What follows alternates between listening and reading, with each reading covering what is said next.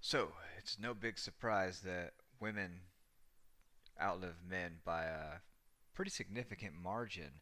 And it shouldn't be a surprise, especially when you think about how stupid we are as guys. I said we as guys because I assume that, I don't know, for whatever reason, probably most of my listeners are guys, or there's probably a couple women out there who want to hear about how stupid we are.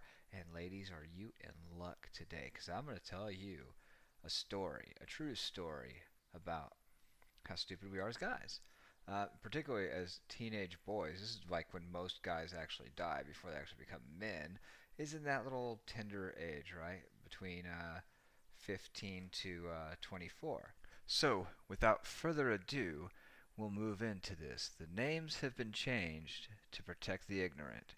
So, when I was like 14, we lived in a really rural area of Texas, and went to help a friend out with some chores and hang out, because there's a group. And so it's me, Tim, and Steve standing over there, and their buddy Albert, and we're gonna burn some trash. We put the trash in the trash barrel because that's what you do out in the country. You burn your trash and then you haul the pile of ash off to the dump, or you bury it on your property. So, there's a burn ban in effect, and this to prevent fires from spreading like wildfires. But of course, we're 14. We're teenagers. We're varied ages between 14 to 17, and can't get the fire to go because the wind keeps blowing the matches out. So Albert, he wants to be leader, so he's gonna go. He's gotta light it. He's gotta light the match. He's gotta set it on fire. Like it's gotta be him because this is the dude. He was gonna be the guy that day, and he can't get it lit. And goes inside to go get more matches. And we're standing there, me, Tim, and Steve, and we're looking around. And out of the corner of my eye, I'm like, hey, guys, you see that? There's a lawnmower handle sticking out from under the shed. They're like, so what? How's that help us? I said, well, if there's a lawnmower, there's gasoline. We can get this fire going like that. So here you go. You got a bunch of kitchen trash in a barrel in plastic bags in the middle of a clearing behind a house in the middle of a giant corn pasture, and I pour some gas in there. Just a moderate amount. Very very a very conservative amount. Just one or two good glugs, glug glug glug glug glug glug, and I run and put the gasoline back because I don't want to get in trouble or get mad at because it's not my gasoline. It's Albert's gasoline or his dad's gasoline, and so he comes back out. He couldn't find any matches. He goes and he comes back with a Zippo lighter, and the wind is blowing. Did I mention that? Like it's blowing a lot. Like it's it's way too windy to be doing this, and the wind is blowing out the Zippo, and so he keeps lighting it and striking it, and it's going out. So what does he do? He makes the little cup with his hand, bends over the trash barrel, and like at this point, like you could smell the gasoline. I don't know, like, and none of us really thought about it to even mention it because like it was so obvious, and we really weren't. But we weren't thinking because we're stupid kids. So like he leans over it, woof, as soon as he strikes it, and well, what do you do when you catch fire? We all remember, from kindergarten, stop, drop, and roll. No, sir, that is not what you do when you get fired. That's only in theory. What you do when you're on fire is you grab the nearest person to you, scream and shake them and scream, help me! And then you get shoved off by the person who you set on fire, who happened to be Tim at this point, throws himself on the ground, goes rolling himself out. But Albert, on the other hand, Albert's got a full tank. He hits the throttle, gas to the floor, bam, tears off into the fucking cornfield. And fortunately, it hadn't started to die yet or turn brown. It didn't catch fire, but I am paralyzed with laughter. I'm dying laughing. I'm not a nice person, I guess. I can't stop howling, so I'm bending over, just woofing my head off, and Tim gets up, and Steve is chasing after him, and Tim is really motivated because I guess he really cares about his friend, and tears into the cornfield after him and tackles him from behind. I'm watching this from about 100 yards away now through the rows, I'm trying to keep up, but like it hurts. I'm laughing so hard, and he gets on top of him, and he's you know patting out the flames. And as I get closer and closer, I can hear him. You fucking idiot! And then you hear he's he is not patting him out that nicely, and so he's screaming at him, "Oh my God, you idiot! You tried to fucking barbecue me. You were not Colonel fucking Sanders. I am not fried fucking chicken." And he's smacking the crap out of him. And about this time, Steve gets over there and just tackles Tim off of Albert. And so I'm catching up slowly, and they get him put out, and everybody turns and looks at me and they say, "You should probably leave right now." Yeah, I said, "Well, shit, the show's over anyway. He's out of gas." And I walked my ass home. So, of course, uh, I'm feeling bad about this. Like I'm laughing, but, it's, damn, it was funny.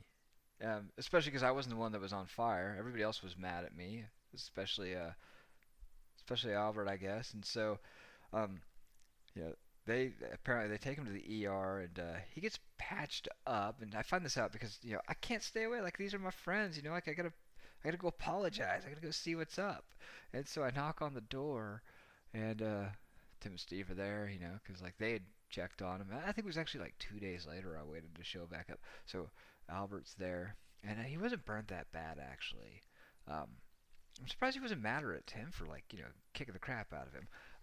But he's got some bandages around his chest, and apparently he had like some blisters, some good second degree burns there. But what was funny is he had this goatee before. It was like a really stupid or not a prepubescent, but like this adolescent, not quite a man goatee that was trying way too hard, and it's like half a goatee. But his face, it was too red and tender for him to shave it off, so he couldn't do it. And then he's got no eyebrows now, right? So he's got no eyebrows. I'm like, holy shit, man, you got half a goatee and no fucking eyebrows. And I was like, man, what about your chest? How's that? And he looks down, and I fucking lose it. Like, he looks down at his chest to speak. And apparently, at some point when he was lit up, he looks down and he burned the top of his head off. Like, this dude's got the full fucking old man cul-de-sac now, right on top of his head. Just big U shape, missing a bald skin where it all singed off, and he's got this bright big mole that got burned at the back of his head, like the old man at the end of the cul-de-sac screaming, "Get off of my lawn!" And shame to say, at this point, like everybody starts laughing. When I start laughing at the cul-de-sac, as I called it, except for Albert, he's still pretty mad at me, and so he's like, "You know what, man, you gotta leave. Fuck you, man. Don't come back." So, Albert from that day, me and him we weren't quite as tight of friends anymore, and I feel bad about it. I mean, but you know, shit happens. He survived, and grew his hair back, and so that's one of the reasons why teenage boys get killed a whole lot more than teenage girls, because we're dumb as shit. So, in an effort to combat how dumb I once was, I'm going to sit here for the next ever so many minutes and explain to you how dumb I am now. And just by postulating crazy questions, and I was thinking about the whole idea of veganism as a global motivation. Not a global motivation, but like a global initiative. Like, could you really feed the entire world on a only plant-based diet or plant-only based diet? And actually, you know what? You can. You can feed the entire world on a purely plant-based diet. And the fact is, it's pretty efficient based purely on protein per acre and calories per acre alone. Surely an obvious win for vegans, right? I mean, who doesn't want to feed the world cheap and completely? Um, oh, well, maybe evil, immoral, omnivore sinners. That's probably who, right? Guys like me. Um, Yeah, or anybody who might want to consider nutrition as a whole. Uh, the first problem is actually the main problem for the nutrition side is actually the primary plant's advantage, and that's how many calories you can get out of plant-based protein crops. It's calories per acre. It doesn't really matter. It's a big number depending on the crop, but plants definitely win that one hands down. Um, with probably the best one being soy, right? So soy offers a pretty decent protein profile or amino acid profile with all 9 essential acids. Histine. Oh, sorry. Before I get into that, right? If you don't know, essential amino acids are ones that your body can't produce, and so you have to get them from external food sources. So those 9 essential amino acids are histidine, isoleucine, lysine, methyl methionine, phenylalanine, and theobromine, and tryptophan, and valine. So that's not bad, except there's a insufficient amount of methionine. I'm sorry, these are tough words, and lysine for soy to be considered a truly complete protein source, which means that you'd have to find some sort of alternate plant-based protein to provide those other two amino acids and get a complete protein profile per the day. Um, so the real health challenge there comes from that caloric density due to the fact that all the plant-based foods come with a whole lot of carbs in them, right?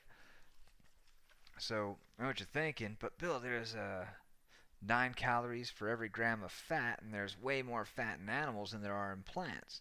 Well, sure, but you can just cut the fat off of your steak, and it's a whole lot harder trying to boil the carbs out of your edamame. So, what do these numbers look like? Well, the basic rule for a moderately active adult male is zero point 0.7 grams for every pound of body weight and zero point 0.6 grams of protein for every pound of body weight of adult female. Beef would mean that for 100, if you're eating nothing but beef, right? 160-pound woman, not really an athlete, but not not obese, somewhere in between, right? Because you could probably be a whole lot leaner and heavier. At 160 pounds, a female with like a 20% body weight, she's gonna be pretty jacked. But let's just say your average woman who works out, like she's trying, but not really an athlete. So she would only need 8 ounces of lean beef per day. The required to get the required 69 grams, right? So 69 grams of protein. That would be approximately 432 calories, and she'd only need about 1,800 calories a day in her daily diet to maintain that body weight. So that's not a very large portion of her day. It gives her lots of room to eat veggies and her carbs and get all the other required vitamins that she would need. Having only spent 432 calories getting her entire daily protein allotment. Now, as opposed to soy, to get the same 69 grams of protein, she'd have to eat 5.6 cups of edamame.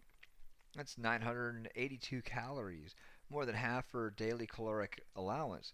Um, so, by comparison, with quinoa, it would be a whopping 8.5 cups, and that would come out to be 1,891 calories. Like, she's got to really like this stuff because that's all she's getting to eat today. Like, that's it. Like, she's actually went over her allotted diet, man. She's really gonna miss cheese. Like, I don't know about the rest of y'all. Maybe this is just like, you know, a white guy thing, white people thing. Like, man, we like the hell out of cheese. Cheese and potatoes. Like, if you were to get rid of cheese and potatoes, we'd probably starve to death. You so sorry. Then there's other problems that you have with trying to, you know, just maintain that vegan diet is because it would be really difficult to want to do it because you're not getting a whole lot of flavor diversity. Not getting a whole lot of texture diversity there either. I mean, this is just me personally. Like, right, I'm just running with opinion here. Uh, but then there's also all the health issues that are going to follow that because that's one of the things is there's never been any full vegan diet that's passed peer review for nutritional studies that meets the required nutritional amounts for healthy adults or up to the World Health Organization standards. Um, and then there's other environmental issues, right? So there's agricultural fallout. Like, okay, so we switch everybody over to a vegan diet. What are we doing with all the cows and pigs and chickens? We're just gonna kill them all? I mean, we can just kill them all in the name of mercy. I mean, most of them are suffering inside of these factory farms that are pretty grotesque and probably the absolute best argument that any of the vegans have against meat eating. Okay, because like factory farms are pretty damn brutal. You know, they get these cows and they bring them up to a trough and they stun them and then they gotta pith them. I don't know if you know what pithing is, but like so the bolt gun, the captive bolt gun, it knocks a hole in their head. It doesn't kill them. You gotta shove a rod inside their skull and scramble the brains up. You gotta actually sever the spinal cord. And when you do this pithing, it causes the animal to twitch around and kick it. It looks very violent and very painful. I have no idea if they feel pain because they don't survive to ask them. Uh, so I understand that side of the argument. I think like probably the farm raised ones, the ones that are out there marching around, where their trusty old farmer Dan, who's raised him up from a calf, walks up to him one day with a special pipe and a bag of feed and just makes him look down at the ground, and that's it, Betsy. No more bluebell making days for you. Um, that might be the best way for it to go. It's definitely better than watching all of them get slaughtered right in front of your eyes, watching your everybody from the truck get lined up, and you just see it coming as the stockyard line progresses into the factory. Oh man, yeah. So okay, but then like, what do you do with all the stuff? Because so like, what we do is you have plant husks, right? You got soybeans, and you can't eat the shell, and you can't eat the stem, and a lot of that's ground into patties and pelletized food for cows and pigs to feed on. So there's a cyclical use of it, so that nothing goes to waste, or less goes to waste, because we waste a lot. There's no getting around that. How much food we throw away with diners and buffets, and just our general commercial food practices as required by our Food and Drug Administration and the health departments. And some of those are a good thing because people will cut a lot of corners and resell stuff that's old and get people sick. Um, but what do you do with all the plant husk and that used to be used for food? I mean, do you put it in a landfill, and or is it suitable to be put in a digester and turned into fertilizer? Because you know what's a great digester for plant matter? A fucking cow. Yeah, a cow's a great digester for plant matter. Imagine that, right? Um, then how can you have all the organic food to feed the world if you kill off your largest sources of organic fertilizer? I mean, not to mention the fact that inorganic fertilizer don't support natural microbial life in the soil that optimizes the soil content for plants to grow. It improves water retention. I'm talking about manure here, right? It improves water retention of the soil, which means the crops require less water than they would if you used inorganic sources of fertilizer. So, manure, as a lot of people call it, or as I like to refer to it, super animal exit mass, improves biofauna profile of the soil and even controls pathogens when balanced correctly in the environment where, it's not too hot, not too dry, not too moist. It keeps the right amount of good versus bad bacteria, and that improves overall health of the soil and the plant too, obviously. So if you don't have these animals producing this manure, you're going to have to stick with the inorganic ones, which means that, of course, all the vegans will have to admit that they still need the evil oil. That's right. You will be a slave forever to Hallie ExxonMobil Burton.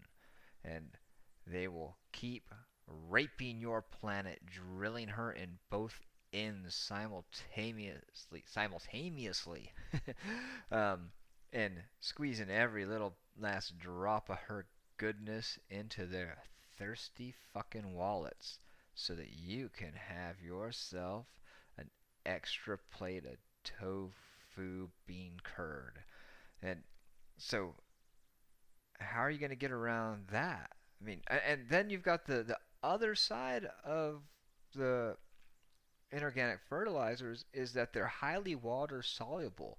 So when you water those crops, you're going to have runoff, and that runoff is super duper fertilized, right? It's very, very amicable to algae and microbial life, and that gets put into rivers and streams and eventually ends out mostly in the Gulf of Mexico at the Mississippi River mouth and creates these huge algae blooms where they take off exponentially where that warm water is, and they grow like crazy and they absorb all the oxygen out of the water and kill the shit out of fish and shellfish and cross mass die-offs, right? So like all these mass die-offs, you end up with these other large groups of uh, microorganisms that are eating the decaying fish, and they wreak a whole lot of havoc on the environment. And this is all just so you can have a salad with the satisfactory of saying that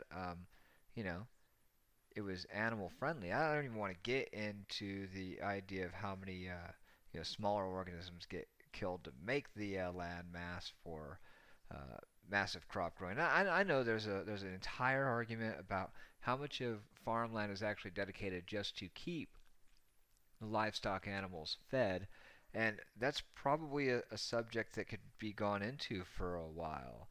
Um, but my final point, and this is the real nail in the coffin that's just going to lock this whole argument in, and I don't think that anybody anywhere on this planet can debate this one. It's one simple word, and this is why the vegan way will never win.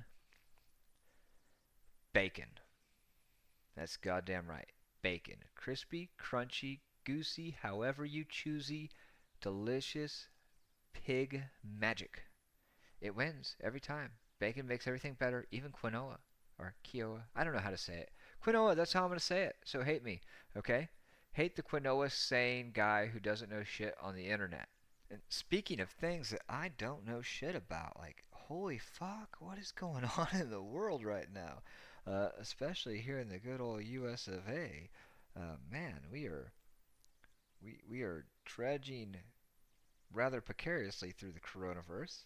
Um, Man, I guess we're going to find out in a few weeks whether this really was the greatest existential threat that mankind ever faced or the biggest hoax ever perpetrated on the world as a whole.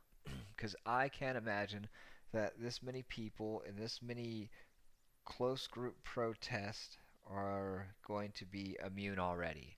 And like I could go into a whole conspiracy hole about how maybe it really was all the secret white supremacist agent provocateurs that created all the calamity, or at least got the kickoff going for the riots to get moving. Because you know how humans are. Like we see one guy doing it, or we hear it, and we're in a crowd. We're like, oh, windows are breaking, shit's burning. This is what we're doing. This is what we're doing. And then everybody's, they've got that pack mentality, and everybody's burning shit, right? And so like maybe that was the whole idea. These were these white supremacist agent provocateurs that went out there with the whole goal of getting everybody to rally up even more, so that way black communities would suffer from the COVID virus and not be available during the November elections this year.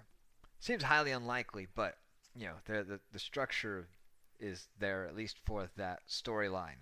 But what's up with the riot control and the cops. Like, how'd this whole thing get kicked off? And so, there's a pretty unanimous or pretty widespread unity that this George Floyd guy was unjustly killed, and through either absolute malice or complete negligence. I don't know, but he died. The tactics used, they were disproportionate to the threat he was posing.